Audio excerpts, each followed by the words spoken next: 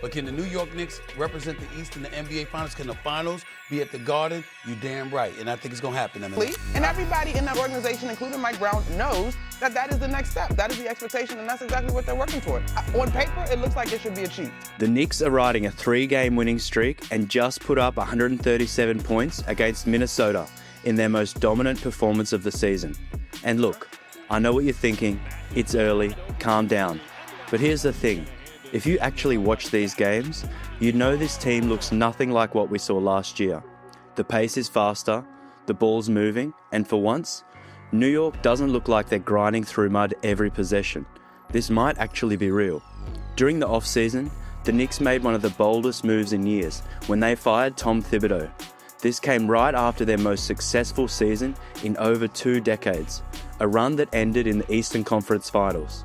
The front office clearly believed that Tibbs' grinded-out style had taken them as far as it could. If the Knicks were ever going to make the jump from contenders to champions, they needed a whole new philosophy. So heading into the 25-26 season, they brought in Mike Brown. Brown promised 2 things: make this team look different and help them win at the highest level. Through the first 8 games of the season, he's delivered on both. Knicks +6 on the boards. Nice feed inside. Anunoby. The Knicks are 5-3 after 8 games, but more importantly, they're surging.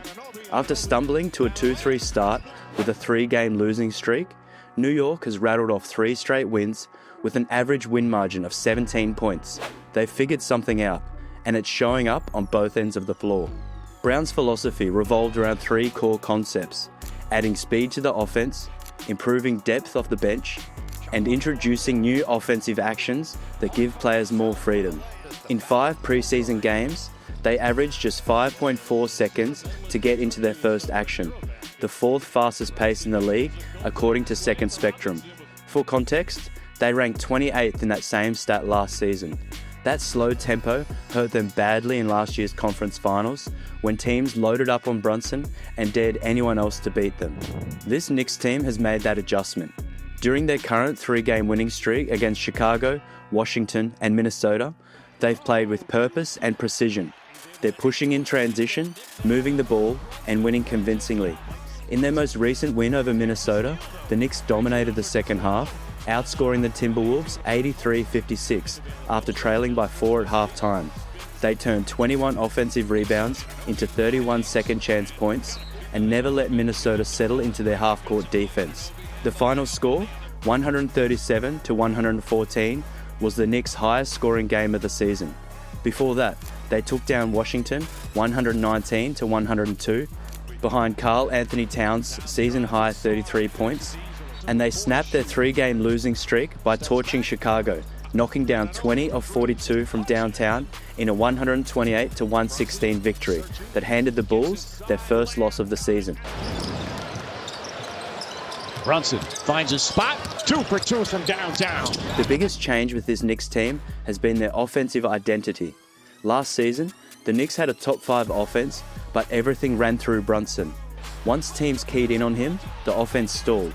Mike Brown's philosophy from Sacramento was clear: add speed and movement. That's been on full display during this 3-game winning streak. Multiple players are initiating offense. You're seeing Bridges bring it up, Anunoby push in transition, even Deuce McBride running sets. This isn't just Brunson at the top of the key running pick and roll for 18 seconds. Against Chicago, the Knicks put on a shooting clinic. They fired up 42 3-pointers and knocked down 20 of them at a 47.6% rate, including 13 of 21 in the first half. 7 different players made at least 2 threes. Brunson led the way with 31 points, but Towns added 20 and 15 boards, and the bench chipped in 46 points after averaging just 18 during the losing streak. Against Washington, the Knicks showed they could win differently. After the Wizards shot 72.2% in the first quarter and led 32-22, New York didn't panic. They responded with a 16-3 run to take control. The real dagger came in the third quarter with a 17-0 run. Washington didn't score for nearly 6 minutes. And when they finally ended the drought with Marvin Bagley's free throws, the Knicks had already built a 91-65 lead. They eventually stretched it to 94-66 on Josh Hart's three-pointer and cruised to a 119-102 victory. Against Minnesota, the Knicks took over in the second half. After trailing 58-54 at halftime, they scored 40 points in the third quarter alone. Brunson and Anunoby combined on a 10-0 run midway through the quarter to take a 76-67 lead. And Brunson's three late in the period capped a 21-9 run that gave them an 87-76 advantage. Could only get to the conference semis, but after the trade, Towns helped them get to the conference finals, but Randall did the same with his team. They outscored the Timberwolves 40-28 in the third quarter and 43-28 in the fourth, turning a close game into a blowout. For most of the past 2 years, the offense revolved around Brunson bringing the ball up, sizing up his defender, and going one-on-one while everyone else stood around. He ranked 17th in isolation rate across the league and was top 11 in total isolation possessions per game. He was elite in that role, ranking 4th in points per isolation possession. But it also made the Knicks incredibly predictable. Teams started trapping him the second he crossed half court, which slowed everything down and killed their rhythm. This season, the Knicks are sharing the ball handling duties.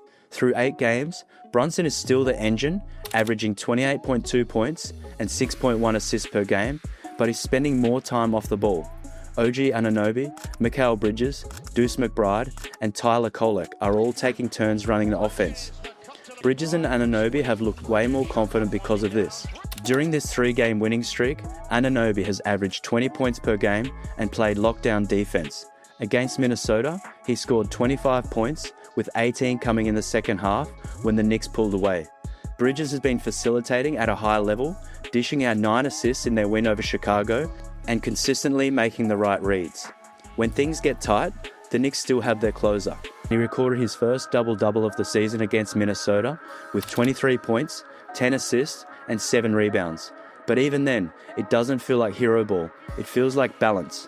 On the other end, one of the biggest changes has been how they defend the pick and roll. Under Thibodeau, New York's bigs usually played drop coverage, sagging off the screen to protect the paint. It worked against certain matchups, but it also left shooters wide open and created confusion about rotations. Now, Mike Brown's Knicks are switching everything. They're mixing up coverages, keeping the ball in front, and forcing opposing guards to work for every shot. The bigs are switching onto smaller players and actually holding their own, which completely throws off offensive rhythm. The Knicks are also picking up full court way more often. Guarding 94 feet has become trendy around the league, but last year, the Knicks barely did it. According to Second Spectrum, they ranked 28th in pickup distance, and their first defender didn't even touch the ball handler until 37 feet from the rim. This season, they're pressing earlier, hounding ball handlers in the backcourt and throwing different looks at opposing guards. Sometimes it's Bridges, sometimes it's Hart, sometimes it's Anunoby. The idea is simple: make every possession a grind. The rotation has changed too, which might be one of the most underrated changes. Last season, 3 Knicks, Josh Hart, Mikal Bridges, and OG Anunoby, all ranked inside the top 6 in the NBA in minutes per game, each logging over 36.5 a night. Brunson wasn't far behind at 35.4 minutes per game. It was a constant criticism of Thibodeau's coaching. He rode his starters into the ground. This year, Brunson is averaging 34 minutes, Bridges 35 minutes, OG Anunoby just under 34 minutes, and Towns 33 minutes. Still high, but more manageable. More importantly, the bench is contributing at a level they haven't seen in years. Clarkson off the bounce, sidestep, finds McBride, and rattles that one in. Against Chicago, the bench exploded for 46 points after averaging just 18 during the 3-game losing streak. Miles McBride, Jordan Clarkson, and Landry Shamet all chipped in, and the depth made a massive difference in the flow of the game. Against Minnesota, Josh Hart came off the bench and scored 18 points, showing that Brown is willing to adjust his rotation based on matchups and game flow rather than sticking to rigid substitute patterns. What Brown's doing is about rhythm, chemistry, and versatility. By giving more guys touches and minutes, he's figuring out which combinations work best while forcing defenses to adjust to different skill sets. He's not subbing guys out at exact times like clockwork every game. He's reading the flow, keeping hot hands in longer, and making adjustments on the fly. The Knicks have gotten contributions from up and down the roster, and the numbers tell the story of a balanced team. Jalen Brunson continues to be the heartbeat, averaging 28.3 points, and 6.1 assists per game on the season. Against Minnesota, he recorded his first double-double of the season with 23 points, 10 assists, and 7 rebounds. What stands out is his patience. He's not forcing things early, letting the offense come to him, then taking over when the team needs a bucket. Second quarter, they shot 55% in the first. Brunson the dribble drive, contorts his body, and finishes. Karl-Anthony Towns has been everything the Knicks hoped for when they acquired him. He's averaging 19.8 points and 12.8 rebounds per game, with 5 double-doubles in 8 games. His best performance came against Washington, where he dropped a season-high 33 points and grabbed 13 boards. He had 16 points and 10 rebounds by halftime alone, and he hit a massive 4-point play right before the half. Against Chicago, he added 20 and 15, and he followed that up with 15 and 10 against Minnesota. The spacing he provides is opening up the entire floor. OG Anunoby has been a revelation on both ends. He's averaging 18.1 points, 6 rebounds, and a team-leading 2.4 steals per game on the season. Against Minnesota, he put up 25 points, including 18 in the second half when the Knicks pulled away.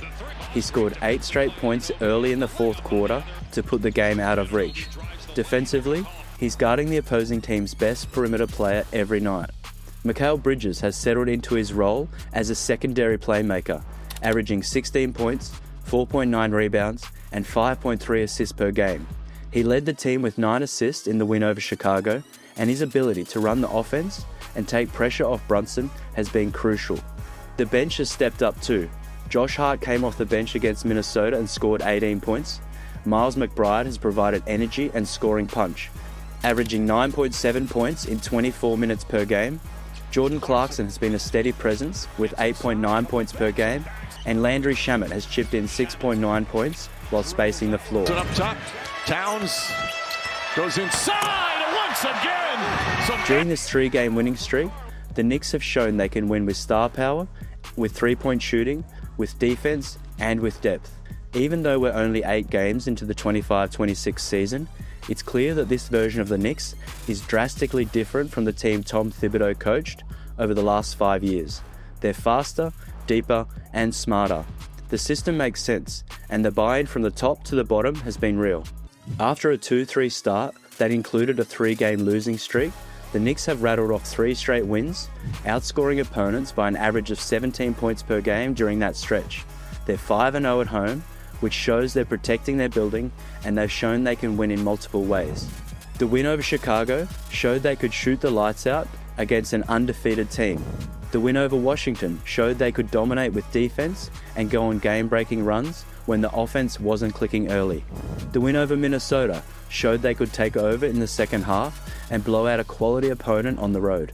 There will still be moments of adjustment as they continue to learn Brown's system and figure out rotations, but by the time everything clicks in the second half of the season, they could emerge as one of the most dangerous teams in the league. The pieces are there, the star power, the depth, the coaching, the defensive versatility. It all fits together better than it has in years. So what do you think? Could the Knicks really grab the #1 seed in the East and maybe go all the way? If you enjoyed this video, hit the like button and subscribe, then check out one of these videos on your screen now.